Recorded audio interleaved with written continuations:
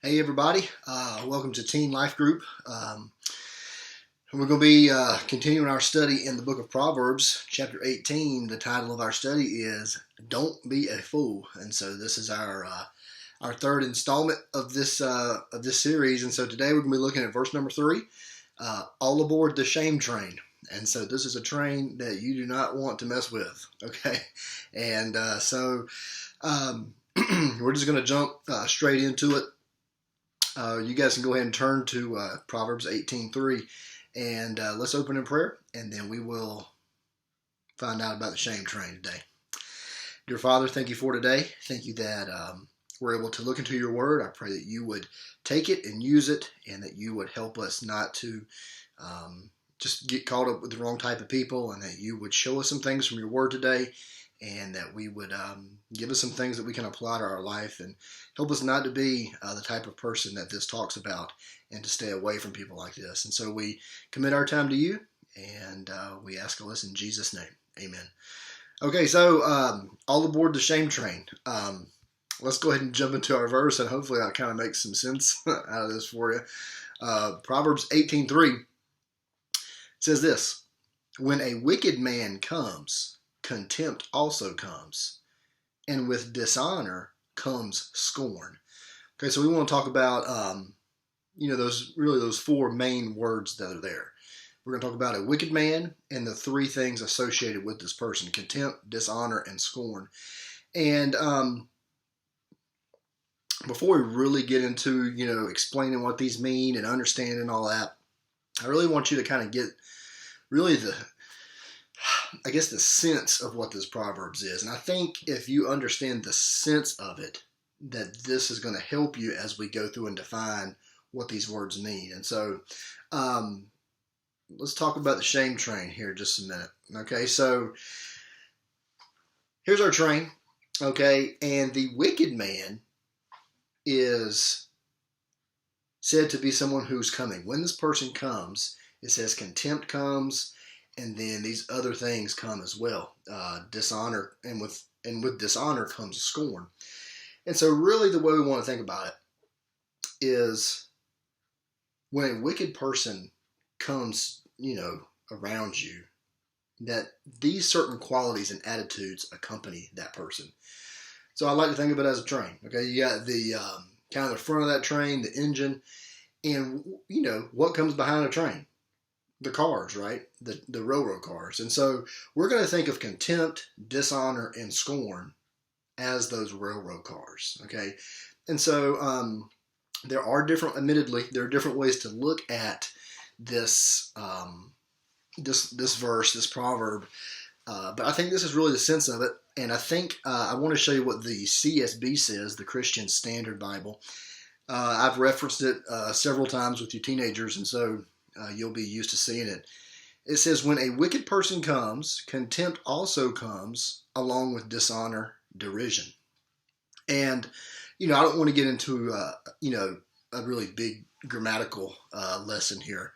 And so, I just want to show you the real difference here is what I've underlined there, is that these other things, which the CSB says dishonor and derision, that those things come along with contempt.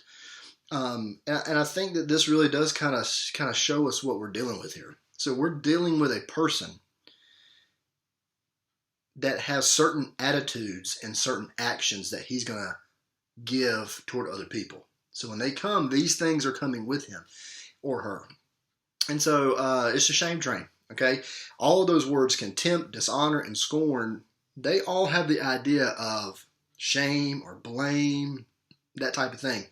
Now, they don't all mean that, okay? So they can have that meaning, but they're used all three together. They mean different things, and I want to show you what those different things are as we go through this. But I think it's helpful to see this graphic, is to see that these three qualities are coming along with this person that's in our company, okay? This wicked person. So I hope that makes sense. We're going to start uncovering the meaning now, and we're going to talk about what these words mean. So let's look at really our first person here. Well, the first word is our person, the wicked person. And just so you know, too, I'm going to use the words associated with the CSB as we move through this. So which are pretty much the same as the New American Standard. They both use wicked. They both use contempt. They both use dishonor. The only difference is the word derision at the end. The New American Standard says scorn.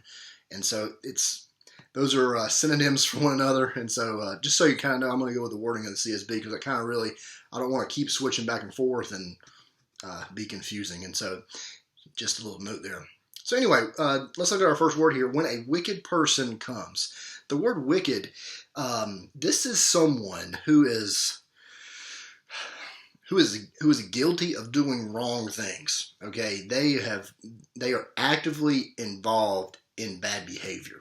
Okay, so this is really the idea of being guilty is very important there. Okay, this is someone who actually did wrong. Okay, so this is a guilty, wicked person. This is not. Let me give you some examples. That may help kind of put it into perspective here. In Genesis 18, you guys will be familiar with this story. This is where Abraham is speaking with God right before the Lord is about to send his angels to destroy Sodom and Gomorrah. In the conversation, they reference the men of Sodom and they call them the wicked. And it's the idea there is that they are actively, presently guilty of wrong. And this is not necessarily something that they did in the past type of thing. It's really got that present idea tied with it, the way I understand it. And then the next example is in Exodus chapter 9. You guys know Moses is going to Pharaoh and he's saying, "Let my people go." And Pharaoh says no. And so God brings plagues. And then Pharaoh says, "Okay, yes, I'll let them go." And then he changes his mind and he hardens his heart. And it's this back and forth and these plagues and conversations with Pharaoh. And kind of toward the end there in the conversation, Pharaoh says, "I and my people," and he references them as being wicked and evil, that they've sinned. And he's putting it into the perspective that this is something they're guilty of. They're guilty of a wrongdoing. He should not have kept the people. He should have let them go. He doesn't. And so he's admitting his guilt there. And so this is the type of person, they're just a guilty person. They're involved in wrong behavior. And I think that's really about all we really need to say about it. The important part of this verse are the things associated with this person. Okay. And so let's go ahead and move to that first thing. When a wicked person comes, contempt also comes. Okay, so contempt is a word that means to despise. It means to have a disregard for something that should be taken into account. So it's kind of like you think very little of something that you should think more of. Okay, you are having contempt for that. You are despising that to the point of rejection. It's something that it's worthless to you. You couldn't care less about it. And so, like, you guys may have heard the phrase contempt of court before, okay? If someone is disrupting a court proceeding, or they're causing the, just the flow of that court to be hindered, the judge can sentence them and, charge them with contempt of court. They are despising the court. They are looking down on it, and they're not showing it the proper respect that they should. And and there's this idea of disrespect that's there. So when a wicked person comes, contempt comes with them. All right, that's like the first railroad car right behind them. Okay, a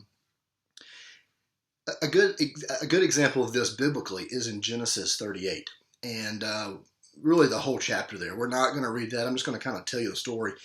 You may be familiar with it, but you know that Jacob had 12 sons, and those were the 12 tribes of Israel. And they sold their brother Joseph into slavery, and then they all go down to Egypt. And this is Judah that we're talking about, one of these 12 sons. And Judah had 3 sons at this point. And the first son, he found a wife for him, and her name was Tamar. And it says in Genesis 38 that his son displeased the Lord, so the Lord took his life, and he died. And then you guys may be familiar with this. The culture of the day was, he had no children. The culture of the day was that his wife would go and marry the brother, and then the children from that marriage would be under the dead brother's name. It was kind of like, it was a way of carrying on that man's name and that man's family. And so that was, something that was written in the law for them to do. It was very culturally acceptable and expected that you would do that. Well, the second son, he takes Tamar as his wife, and the text says that he realizes that those children would not be his children, but rather his dead brother's children, and they would get the inheritance and that type of thing, and he did not want to do this, and so he refused to have children with Tamar. Well, this was very displeasing to the Lord, and so the Lord took his life for that reason, and he passes away. And so now Tamar has married. She's been married to two different brothers, and the third brother, he is a little bit younger, and Judah, remember, he's the father of those sons. Judah says, hey, Tamar, why don't you go live as a widow at your dad's house, and once my son is of age, I will give him to you as a husband to raise up children. Again, that was what was culturally expected of Judah to do. And so some time passes. Judah's wife actually passes away during this, and Judah is going to go shear some sheep, and Tamar finds out that he's coming, and she knows that the third son is grown and of age, but he has not been given to her. And so she takes it upon herself to raise up children through Judah himself. And so she gets involved in a little bit of trickery here. And, she wears widow's garments. Once you're a widow, you would wear certain garments. She takes those off, and she puts a veil over her face, which was a sign that she was a prostitute. And she went and she sat by the road where she knew Judah would pass through. He didn't know it was her. His wife is passed away. He's actually, some people say he's at a little bit of a festival at a party with the sheep shearing business he's involved in. And he sees Tamar. He doesn't know that it's Tamar. He thinks it's just a prostitute there. And he goes and he sleeps with her, not knowing who it is. And before that's done, Tamar says, well, what are you going to give me to pay me for this? And he says, well, I'll give you a young goat. And she says, well, that sounds like a great idea. What are you going to give me so that I know that you'll give me the goat? And so he took his ring off and his staff. He gave it to her as kind of like a pledge that he would bring the goat. So he leaves, and he sends a servant back to take the goat to her. She's not there. She leaves where she was. She goes, takes that veil off, and she puts her normal clothes back on. And they're looking for her, and they can't find her. And then Judah says, well, just let her keep those things. He says, I do not want to be the laughing stock of the town because I'm looking for this prostitute. It was not culturally acceptable to make a lot of inquiries about where a prostitute was. It did not bring respect to you. It brought disrespect to you. And, this is kind of, what's going on here. Okay. If, Judah realized, and, that's kind of not quite where the story ends. The story keeps going, but I'm going to stop there because that's kind of our point. But, the point is this. He realized that if he continued in his actions, that he would be disregarded as someone of no respect, that he would be rejected himself, that people would look at him like he's worthless, that he's a nobody, that he would be the laughing stock of the town. And so that's kind of what this word means. Okay, when a wicked person comes, contempt also comes. And so obviously nobody wants to be looked at this way. And so Judah, in our example, he took, measures to make sure that people would not, look at him that way. He's like, man, forget about my ring and my staff. I'm just going to not worry about them. And so, he made he was trying to avoid contempt.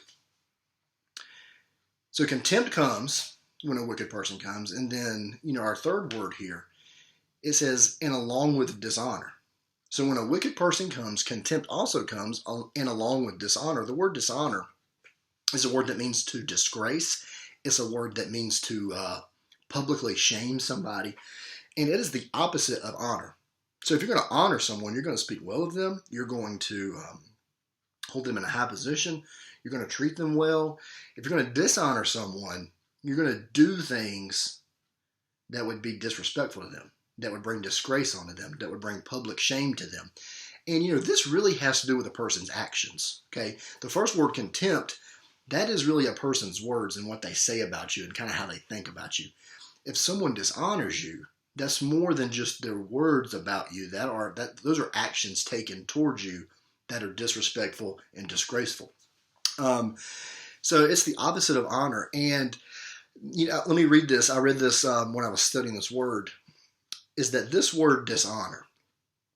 And for those of you that care, this is the Theological Word Book of the Old Testament. It's a great resource. But anyway, it says this about this word: the effect on the object of the verb. You may say, well, Pastor Chad, what in the world is that? Let's look back at our shame train. Okay, here's our train. Okay, wicked man is driving this thing, and he has got contempt, dishonor, and scorn coming up behind him. Okay, so this word dishonor, it is the effect on the object of the verb. Okay, so let's look at our train here. Look at our verse that's up there in the corner. I've re-highlighted the words. What is the verb there? Comes. Okay, the wicked person is coming. And then contempt and dishonor and derision, they come with him, along with him. So the verb is to come somewhere, to go somewhere. But what is the object of that? Okay, the subject is the wicked man. What is the object of that? When the wicked man comes, it doesn't really say really where he's coming to or anything like that. But I think if you think about it, you'll be able to get this. When the wicked person comes, contempt also comes along with dishonor, derision. It's coming to you, okay? He is coming to your company and to your sphere of life. He's coming. He's in your sphere of life. He's come to you. He's in your company, and so you are the object. Okay, you're the object of that verb. Okay, when a wicked person comes to you, contempt also comes, and dishonor and derision come.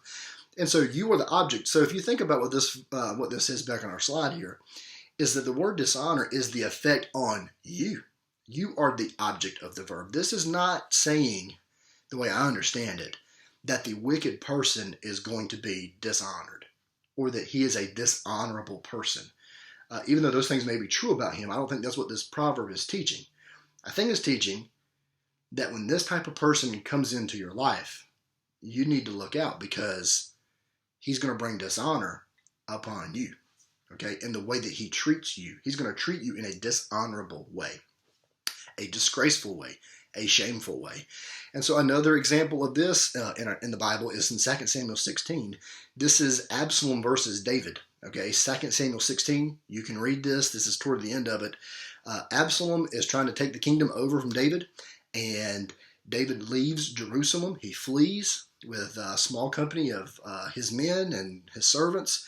And before he leaves a few of his concubines behind to take care of the palace. And he leaves them there to take care of the palace. And then Absalom, David's son, comes into Jerusalem, comes into the palace, he's basically claiming the throne for himself. A very, very interesting story on the side. You should go read the 2 Samuel 16 and really all those chapters there. Awesome story. And Absalom asked for some advice about what he should do. I mean, he's kind of the king's son. His dad is left. What's he supposed to do?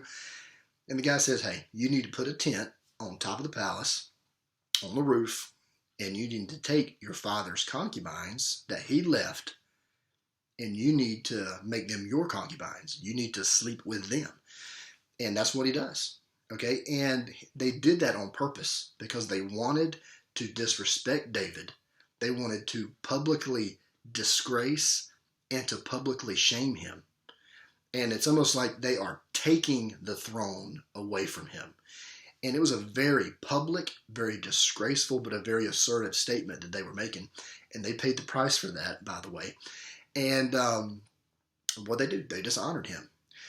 Side note, okay, I realize that the examples that I've given in both of these, with Judah and Tamar and with Absalom and David's concubines, that those are sexual examples, okay? And I just want to, before we keep moving on in this proverb, is that it's not a coincidence that the ideas of shame and disgrace are associated with this type of behavior. Okay, sexual sin brings shame, and anybody who has ever been involved in sexual sin knows that, whether they have been caught or whether they've not been caught. There is shame, there's disgrace there, and so just a little side note: don't be involved in stuff like that. Okay, if there's something in your life that should not be there, you need to take care of that. You need to go talk to somebody about that. And once you confess and forsake those things, what does the Lord do? He creates a clean heart, a pure heart, and He can take that shame and reproach away. And so, but it won't go away until you take care of it. And so, a little side note, okay, sexual sin does bring shame, okay? That'll take you on the shame train for real, so you don't want to be there. Okay, so back to our proverb. A wicked man, when they come, contempt also comes, being despised and just seen as worthless and disregarded. Dishonor comes, disgrace, public shame, those things come. And what else comes? The last thing here, number 4, is derision comes. Okay, derision and scorn, which is what the New American Standard says, is practically the same idea. It is a reproach. It is a rebuke. A reproach is when someone speaks disfavorably about you. Sometimes you need to be reproached and rebuked, and other times it's done in a hurtful way. It's casting blame or shame on somebody in order to harm their character. And this was done, I experienced this myself one time, and I think I've told this story to you before, so forgive me if you've heard it before. But I used to work over at Cisco, and I was there working, and I was doing my job, and one of the aspects of my job then was, as trucks came into the facility, I would assign them a dock door to go to so they could be unloaded.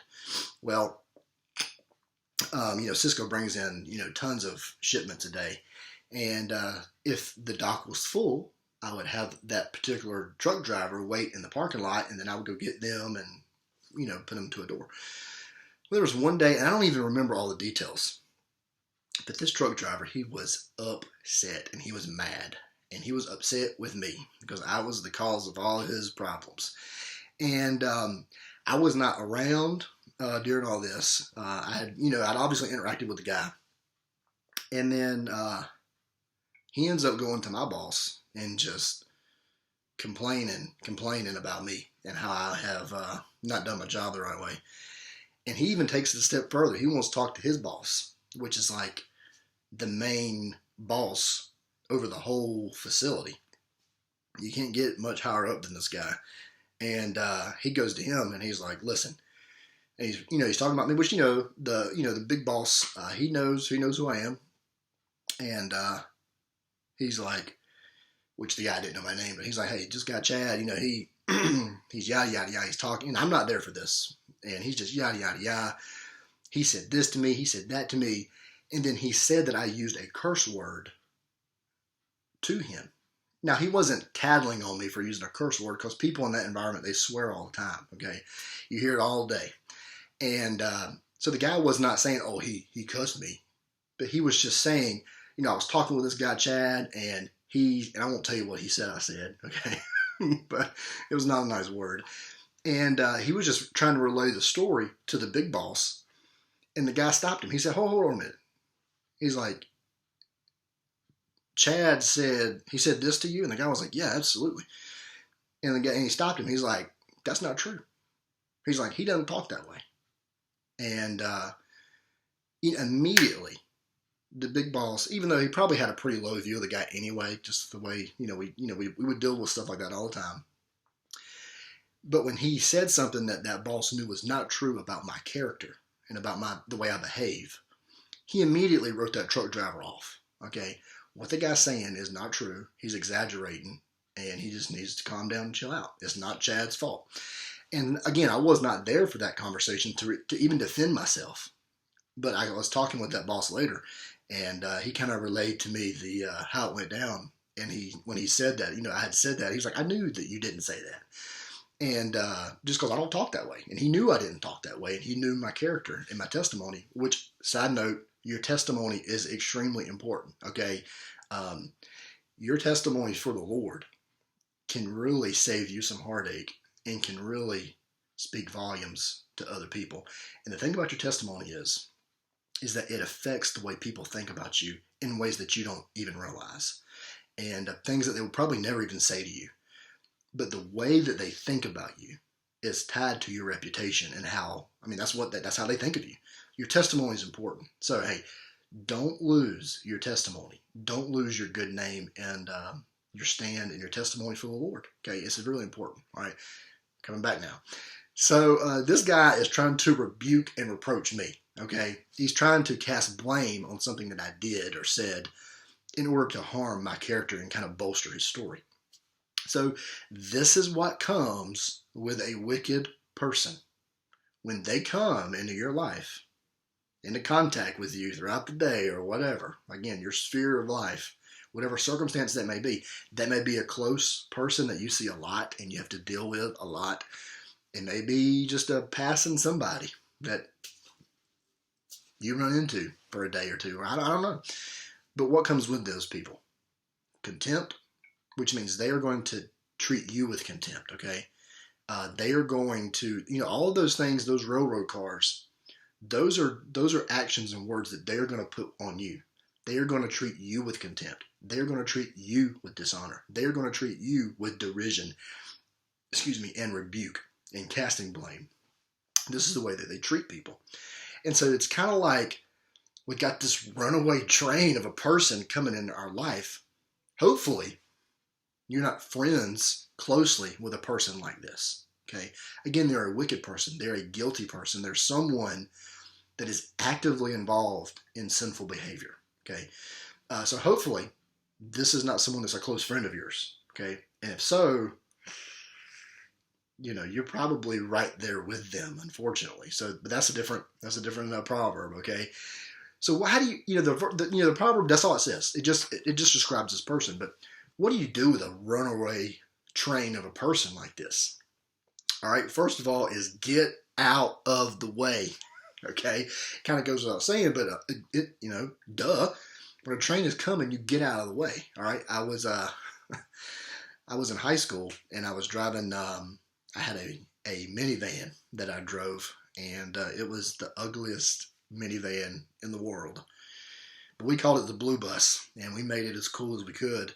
And I was parked with Adam. Guys know Pastor Adam. I was with him, and we were stopped, and it was just an old country road. A railroad ran in between there, and there wasn't even railroad arms coming down. It was just like a blinking light they had or something. And so I stopped, actually. I stopped to, there was a stop sign that was there as well. So I'm stopped, I'm looking, and a train is coming. Okay. And, I kind of look to my left out the driver's side window. And Adam says, Chad. I look left out my passenger window here. I don't know if that's right for y'all, but this is my left. All right. This is my right. This is the passenger window for me. Whatever it looks like for you. I look out my passenger window. There's a train coming. Okay. And it's kind of starting to honk its horn a little bit. So, we kept it cool. All right. 16, 17 years old. We didn't get flustered. Just kicked the Blue Bus in reverse, backed up. There went the train. All right. Get out of the way. All right. Check this guy out. I'll blow it up for you so you can see it. This guy, yes, he is doing a somersault in front of a train, a moving train. It's pretty cool, actually. It's a nice little flip he did, but this is actually in Moscow, I think. But anyway, this guy is not getting out of the way of the train. He is getting in the way of the train. All right, so he is not practicing very wise behavior, right? But you need to get out of the way of a person like this. If a person like this, then you may know their reputation. You may not know them, but maybe you know the behavior that they were just involved in. Hey, you know what? You need to get away from a person like that. Okay. Don't let them run over you because you gotta be real careful when you deal with foolish people. Okay. Foolish people usually don't take correction and teaching very well. And so as you read Proverbs, you see that usually the only thing that you can do for a foolish person is just kind of get, they need to get what they deserve and need to just let them pass on by, right? Get out of the way of the person like this. And so you need to be really careful, okay? You do not always have to be the hero in that person's life. Sometimes the best thing for you to do with a person like that is get away from a person like that. So don't stand in front of a runaway train of a person, okay? Second thing is stay away from this person, okay? You guys have seen the railroad arms coming down. We didn't have a whole lot of them where I grew up at, but stay away from a person like this. Why do those arms come down? Okay, they come down to keep cars from the vicinity of a passing train going through there. You don't need to be parked super close, okay, to the train while it's coming by, and you're like standing like right here, okay? You don't need to do that. You need to stay a safe distance away from that, and that's what those control arms are for. Really, it's getting out of the way of a person like that, and then it's not trying to get involved with a person like this, okay? Because what are you doing? You are opening yourself up to receiving contempt, receiving dishonor, and receiving derision, okay? Stay away from a person like this, okay? Get out of their way and stay away from them, all right? And then there's one more, and this is, so we've seen the train coming, we've seen the train passing, and now we're going to see the train leaving, okay? Number 3 here is just let it go, all right? I'm not talking about Elsa, okay? But just let that person go. You do not have to chase after this person. I mean, I want to be careful with how I say that. I'm not saying that we need to be unloving toward people and that we don't need to care for people and that we don't need to try to reach out and help people. I am not saying that. What I'm telling you is you need to be careful when you go after a person like this, okay? Again, this person is, we just talked about verses 1 and 2 about a fool. And this is a wicked, a guilty person. And, based by the things that trail them, this person seems to be living a foolish life who is not open, again, to correction, not open to instruction, and you may not need to be the one to go after them, okay? Maybe it needs to be somebody else.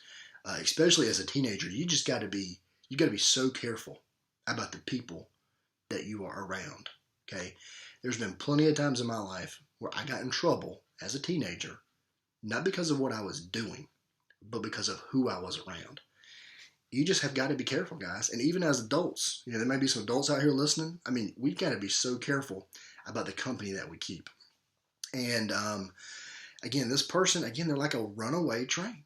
And so we just need to be careful of them, all right? And sometimes the best thing for you is to let that person go.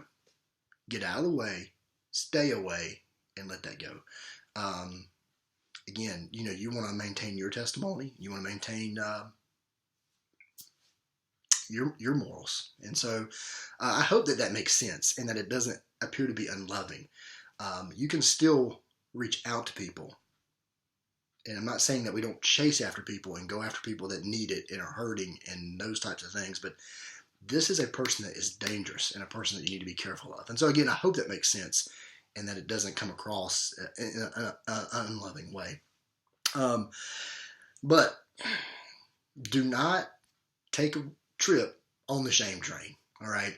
If you get involved with a person like this, more than likely, or you hang around a person like this, you're friends with a person like this, hey, what types of things are going to come your way?